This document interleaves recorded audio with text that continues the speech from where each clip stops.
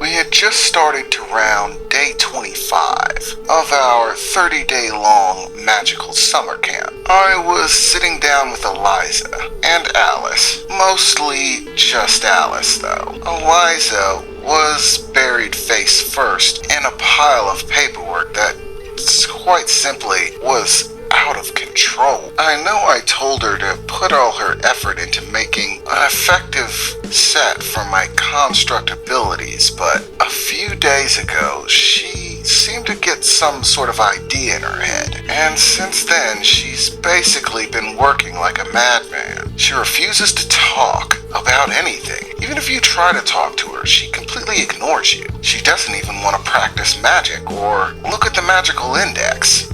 She's simply been madly scribbling from notebook to notebook, piles of them. Right now, she seems to be jumping back and forth between about 5 different notebooks. Meanwhile, myself and Alice were having a little bit of a rest break from our usual training. I had begun working with her in the regular way that we had started my defensive magic training, only this was a roundabout combat. I was starting to try to learn how to mix in my regular attacks, along with my defensive abilities. Honestly, it was a lot harder than Alice made it out to be, and I'm not sure if it's because it's just hard, or if that Alice is simply too hard to deal with. I mean, her ability to fight is insane. Every time I think I have her speed nailed down, she gets faster. Every time I think I've got her ability set figured out, she pulls something new. Every time I think I've zeroed in on her attack pattern, it changes.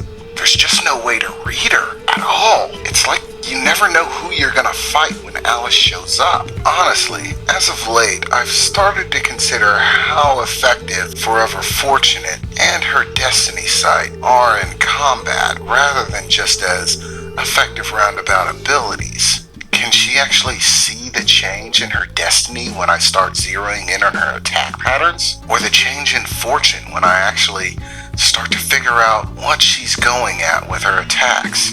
I'd ask her, but quite frankly, I think Alice would just game me. But for the moment, she seemed pretty happy, sitting there on the picnic napkins in hand on the picnic blanket, eating a peanut butter and jam sandwich as if she didn't have a care in the world, as usual. I did it! I did it! I did it! I did it! I did it! I heard announced from Eliza, just a short distance away from the picnic area. It works! It works! It actually works! I heard her calling out again as I started to look over, seeing Eliza hugging a stack of papers. At this point, she had been working so long that her hair was completely frizzed, as if she's been failing to maintain it regularly. I've started to notice bags under her eyes as well, as if she hasn't been sleeping. But this sudden outburst of joy could be an exceptionally good thing.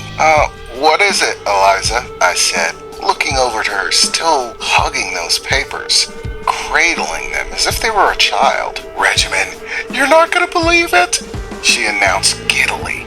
She picked herself up, running the short distance over to where we were sitting. I finally figured it out. I finally made it work, Eliza said, staring at me with this ridiculous grin on her face. Her glasses askew and her hair looking terrible, but as happy as I've ever seen her. Oh, what exactly did you make work, Eliza? Your construct abilities. I made them work. You know how you were saying that you weren't really sure what power you wanted? That with magic there are just so many options. Trying to zero in on one just feels like a difficult task. When I first started trying to develop a design for your construct ability, I was working under the same regular pretense that everybody who has construct abilities works on.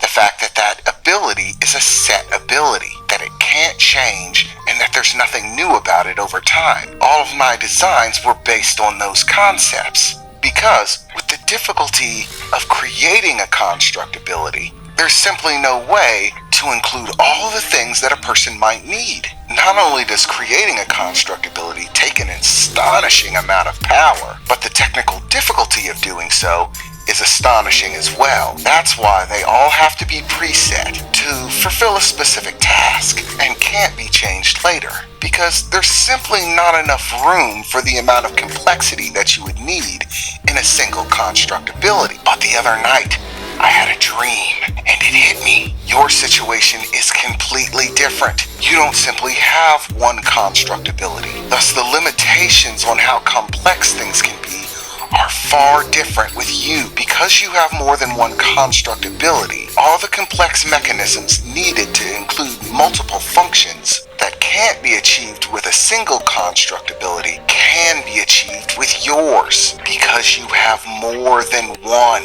In fact, you have 3, and the design I've been working on includes all of them. Instead of looking at all of your construct abilities as separate abilities, each having to fulfill its own individual function, I completely scrapped the entire concept of each one of them being an individual construct ability. Instead, I started imagining it as if they were all simply one big construct ability that's simply far more powerful than any single individual one. And I simply needed to fill in the gaps, so to speak. Find a way to make it work. And I did. I made it work, Reginald. It took me days, endless nights of sleepless toiling. I felt like I might go mad, but I did it. I finally did it. I accounted for every detail, left nothing to chance. It works, Reginald. I'm not gonna bother getting into the details of construct abilities and how complex they can be individually, because honestly, I don't think you're on a level where you could actually understand it, even if I tried to explain it, let alone the complex nature of what you were asking when you were asking them to work together. And this is an entire world apart from that. The level of complexity, it was completely insane. I thought I might go mad trying to figure it out, but I did. Eliza laid down a stack of papers in front of me, beginning to spread them out and order them. To be honest, everything on the pages seemed to line up. There were massive amounts of connecting lines, different magical incantations written in different places for different things, and there was just a massive amount of it. Trying to absorb it all just seemed impossible. I really couldn't even fathom what I was looking at. It was like some mad spider web of seemingly nonsensical information in all directions. I couldn't make heads or tails of any of it. Once Eliza finally finished laying out her mad little spider's web, she looked at me. Reginald, I'm not gonna bore you with the details that you won't understand, so I'll try to put this as simply as I possibly can. I've created a configuration that will effectively make all 3 of your construct abilities a single construct ability, vastly superior to any one. Effectively, what I've created is a construct ability factory.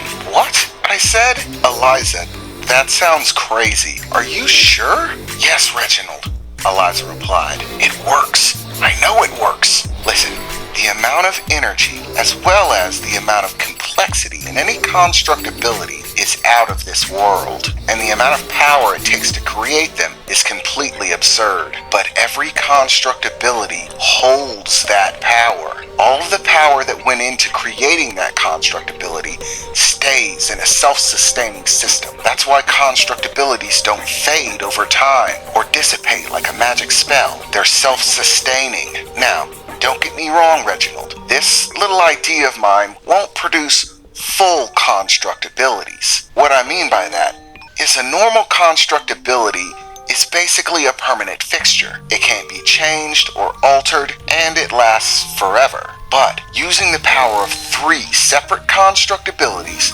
and some incredibly advanced tinkering, I've created what amounts to a short-term construct ability creator, a machine that creates temporary construct abilities. Basically, all 3 construct abilities connect to each other, interchanging and interposing things that they need between each other in order to fulfill the process.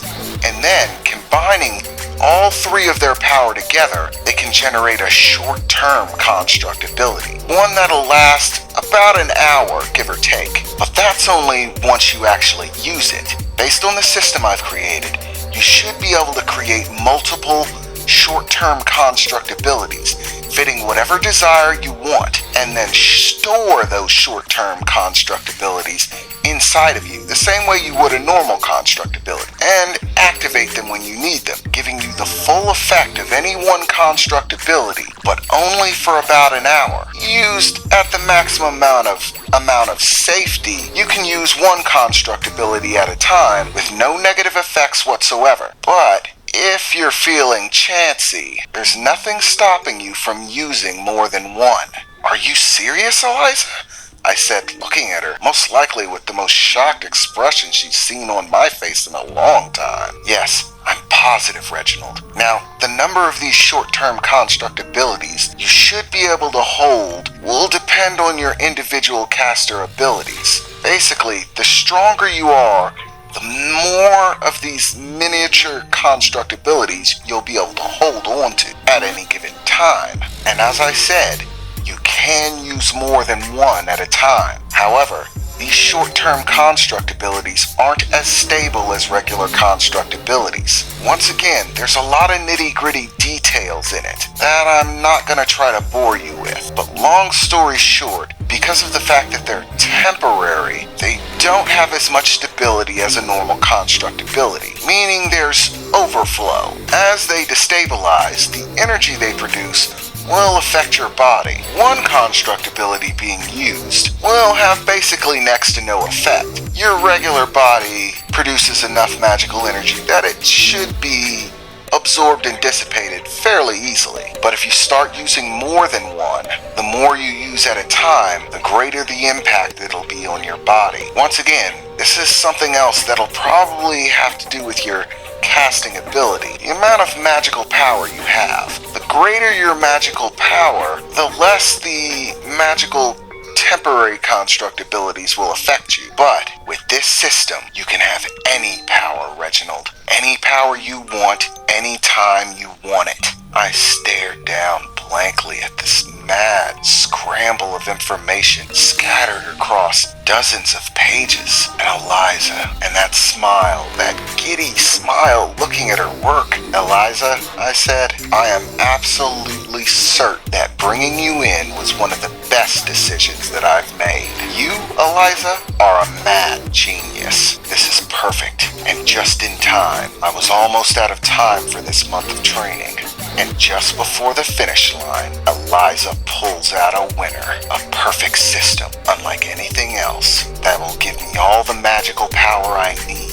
Make me able to adapt to any situation. It's perfect. My next few days was relentless work. Eliza had done the work of coming up with the blueprint that could make my 3 separate construct abilities one massive construct ability. But I still had to do the work of aligning and constructing the construct abilities I had in order to make them function the way Eliza said. The work was maddening. It required an intense dual focus, having to stay focused and concentrated in my own head, laying out the pieces to my construct ability, bit by bit, one by one, constructing them, and having to maintain exact and specific settings with extraordinary detail. Eliza was right. The amount of complexity was maddening. Constantly, I had to check the details to ensure that everything was right before the ability was set. Every step of the way, every detail had to be finite, like counting grains of sand. It took nearly 4 days to actually finish the construction, and that was spending every single day and nearly every hour of that day toiling away in my own head while Eliza gave detailed instructions.